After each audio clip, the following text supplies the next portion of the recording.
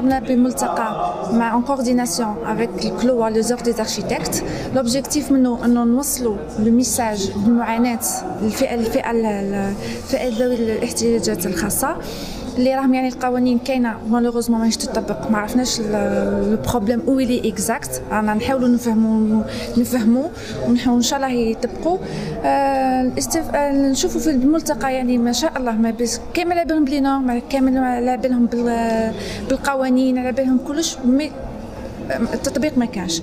انه الولوجيه هذه خاصه لذوي الاعاقات وذوي الاحتياجات الخاصه عندها هدف كبير، خاصه في الوصول الى الادارات والمستشفيات وقضاء حاجيات عديده. يعني الفئه هذه تسهل، كاين حتى فئات، كاين اشخاص كانوا حرموهم من العمل، حرموهم من الدراسه بسبب الولوجيه هذه.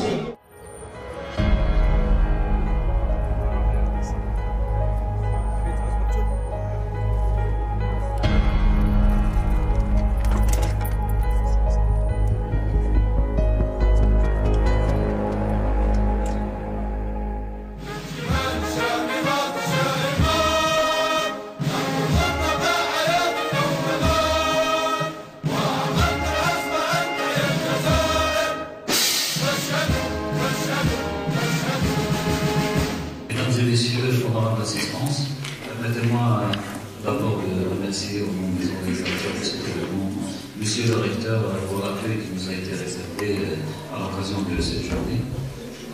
Donc nous, en tant que Batimatech Expo, nous sommes partenaires du comité de l'ordre des architectes CITIF et nous les encourageons et les soutenons dans leurs actions de communication en direction donc, de la communauté scientifique de la région de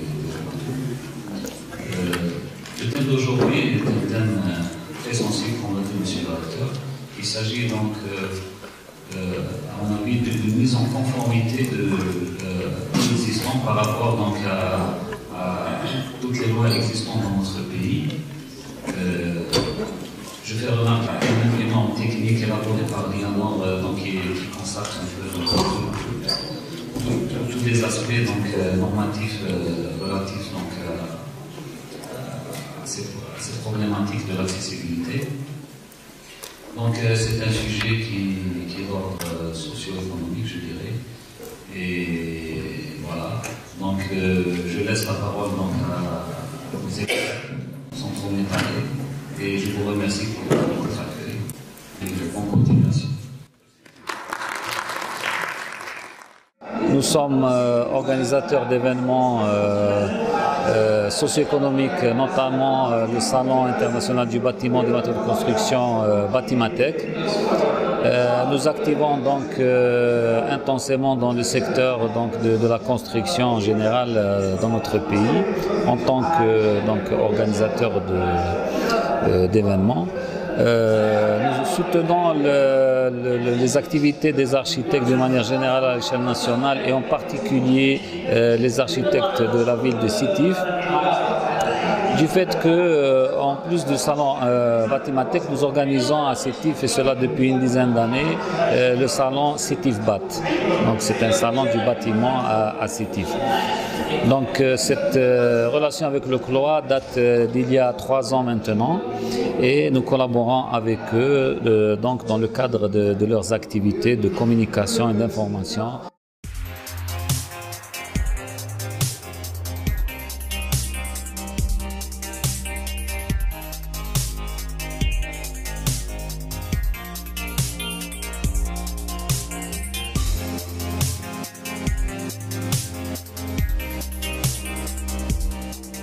Les écoles, les logements.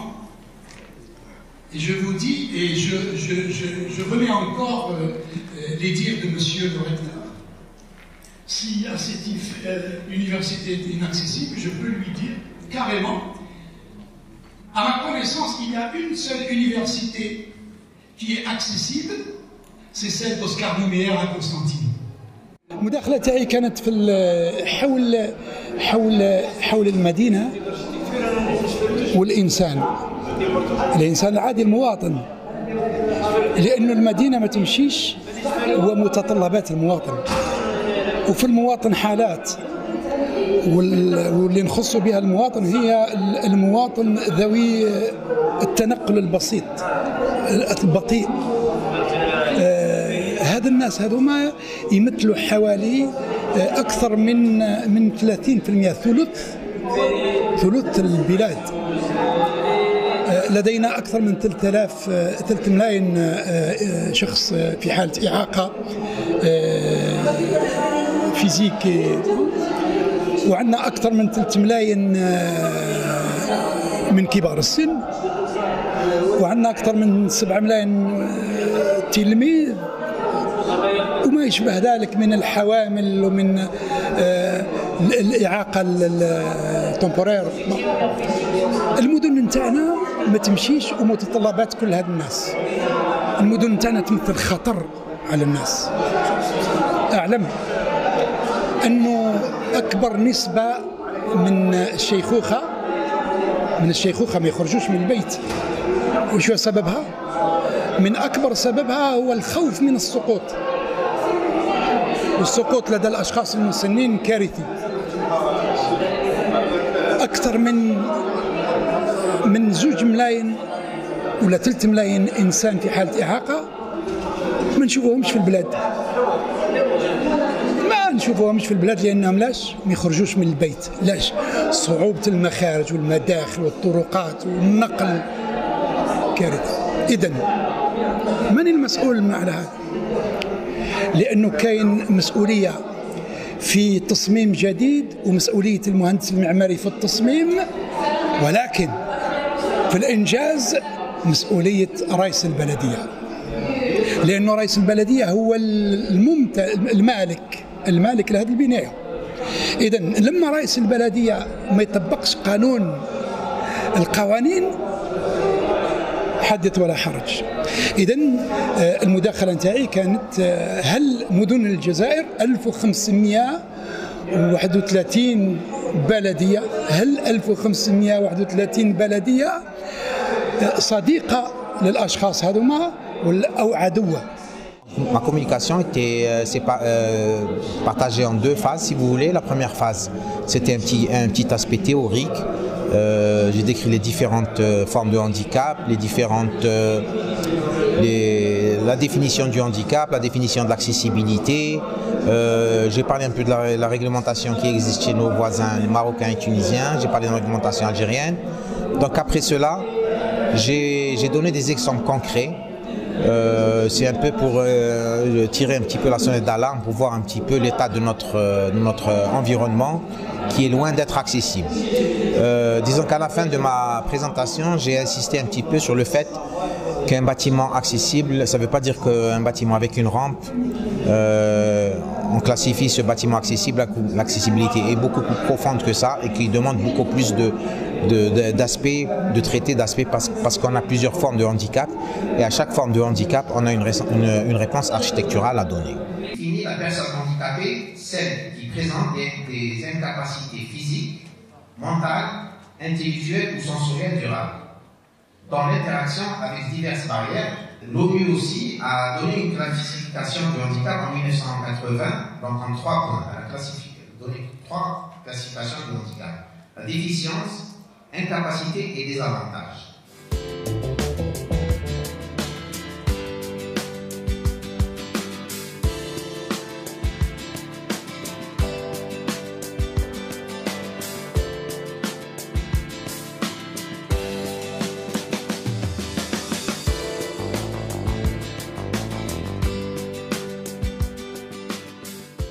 J'ai présenté mon projet de fin d'études dans l'intitulé et le club des seniors. La relation entre mon projet et l'intitulé de ce séminaire, était la catégorie de la personne pour laquelle j'intervienne. C'est une catégorie âgée d'un certain âge où on peut développer des handicaps, où on a déjà un handicap. Donc on a intervenu en présentant notre projet avec professeur Djemili qui est mon encadreur, avec un autre intitulé qui est la mobilité dans les équipements publics. Et voilà.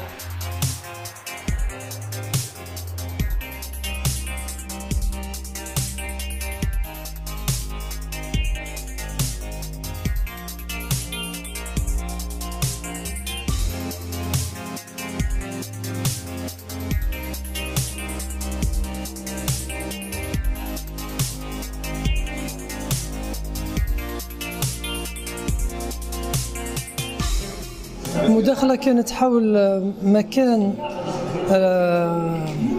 أشخاص ذوي الاحتياجات الخاصة في تكوين أو في برنامج تكوين المهندسين المعماريين المستقبليين.